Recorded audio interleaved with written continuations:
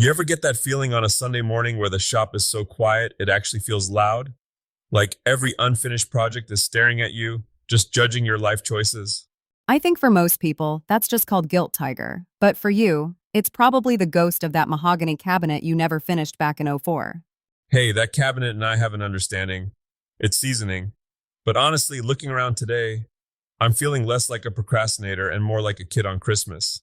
My inbox is basically a wish list of 2026 tech that makes my current drill look like a manual egg beater. Oh, here we go. Is this about the Festool reveal? I saw you staring at those battery specs like they were a five-course meal. They basically are.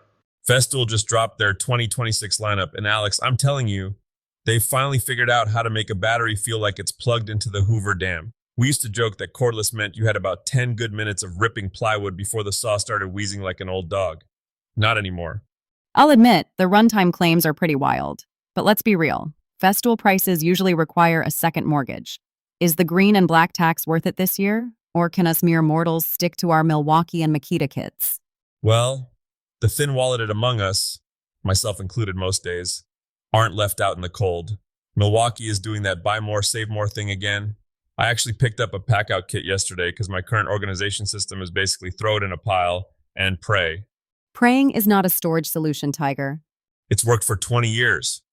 But seriously, if you're looking at that M18 fuel sawzall, now's the time to pounce.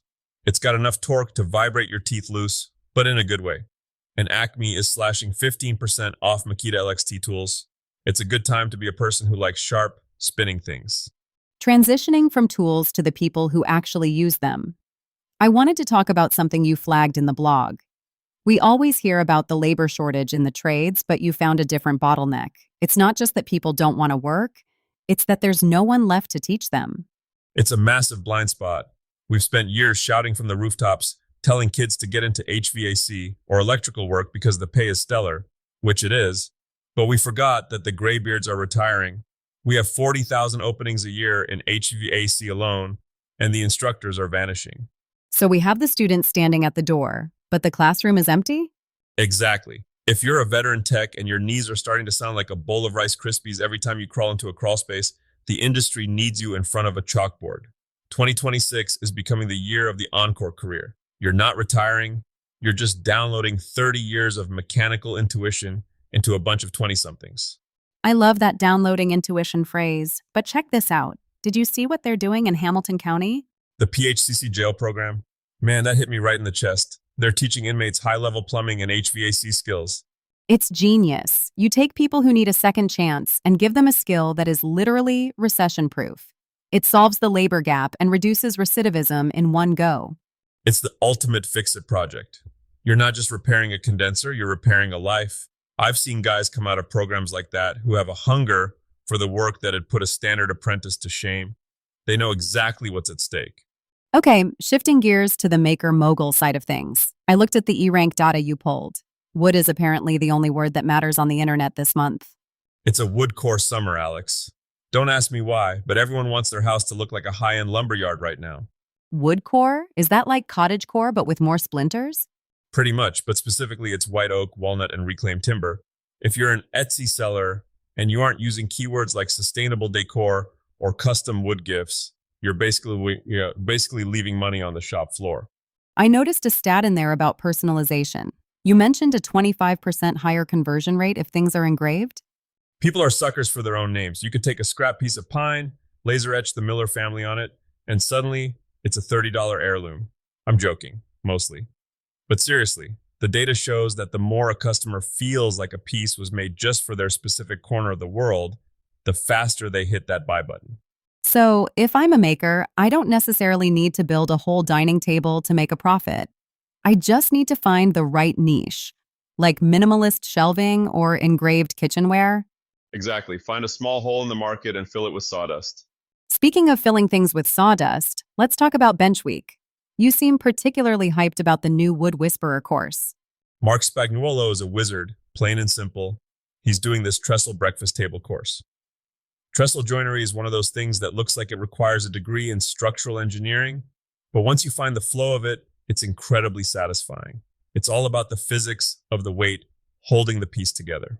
And for the people who aren't quite at trestle table level yet, the ones who are still trying to figure out which end of the hammer to hold? Well, the Workbench series on YouTube just hit episode 8. That's the Mount Everest moment for any shop. It's when the frame is finally stable and the top goes on. There is nothing, and I mean nothing, like the feeling of that first truly flat surface in your shop. Before that, you're just working on tops of trash cans and old kitchen tables. Once the bench is done, you're a craftsman. You mentioned a tip in the blog about buying tools that I think every beginner needs to hear twice. The must-have list versus reality. This is where I wish I could go back in time and talk to 20-year-old Tiger. Don't go to Amazon and buy the top 10 suggested tools just because they're cheap. So no all-in-one $50 toolkits? Please spare yourself the heartbreak. If it's a tool you're going to touch every single day, like a cordless drill, a block plane, or a good set of chisels, buy the absolute best you can possibly afford. It should hurt a little when you pay for it. But if it's a specialized tool you'll use once a year to pull a specific bearing or cut one weird angle, go to the discount bin. Get the value brand. Because a cheap tool you use every day will fail you when you need it most, but a cheap tool you use once just has to survive that one job.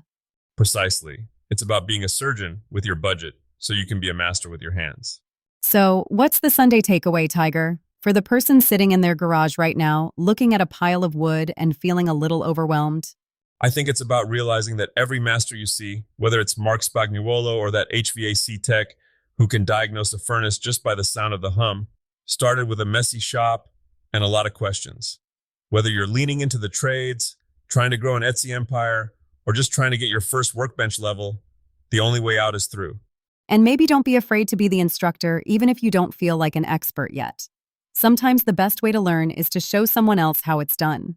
That's the truth. We're all just building each other up, one joint at a time.